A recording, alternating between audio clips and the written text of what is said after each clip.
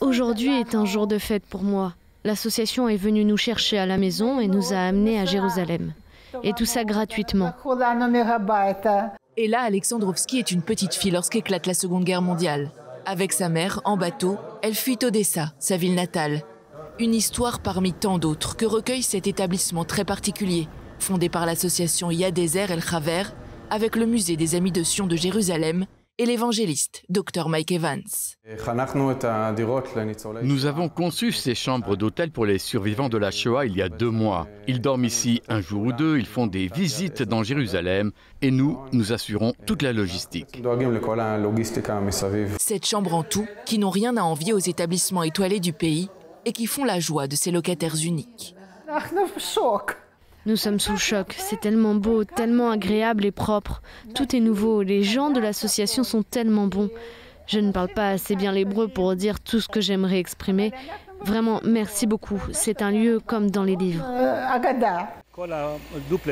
Fondée en 1995 par Shimon Sabag, fils de déporté, l'association Yad Ezer El Chaver, en hébreu, une main tendue à un ami, est au service de cette population dont la prise en charge par l'État en Israël fait l'objet de virulentes critiques.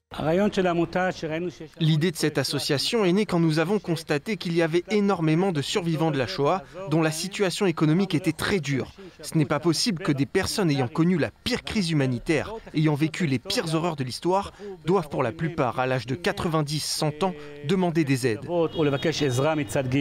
D'après une enquête du Welfare Fund pour les survivants de la Shoah, en Israël, plus de la moitié d'entre eux a besoin d'aide alimentaire. Les données indiquent que 40% des survivants de la Shoah vivent sous le seuil de pauvreté. Même si un seul d'entre eux souffrait de pauvreté, ça aurait été difficile à supporter. Faute de moyens, plus de 40% des survivants de la Shoah sont forcés de renoncer à des besoins essentiels, comme les soins médicaux. Ça aurait été bien que ce soit l'État qui les aide, mais comme le pays ne prend pas cette mission en charge, c'est nous qui nous en occupons. Basée à Haïfa, l'association est aujourd'hui en lien avec plus de 14 000 survivants de la Shoah à travers tout le pays. Dotée d'un centre d'appel d'urgence, Yad Ezer El Chaver travaille en coopération avec les autorités locales. Elles leur fournissent le nom, le contact et les besoins des personnes concernées. C'est très important ce qu'ils font pour nous. À nos âges, c'est plus important que tout de pouvoir profiter. Alors vraiment, merci. Profiter, même parfois rétroactivement. Certaines personnes avaient 13 ans au moment de la Shoah, privées de célébration. Ils fêtent leur bar mitzvah aujourd'hui, au Kotel à Jérusalem. La meilleure réaction que j'ai reçue, c'est qu'ils m'appellent papa. Près de 10 000 survivants de la Shoah m'appellent papa. Mais c'est aussi une grande responsabilité pour chacun de ces enfants qui sont les miens. Nous faisons tout pour que ces personnes soient bien. C'est ma mission.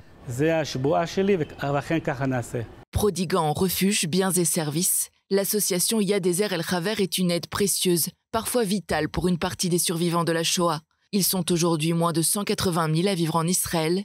Tous ont plus de 75 ans.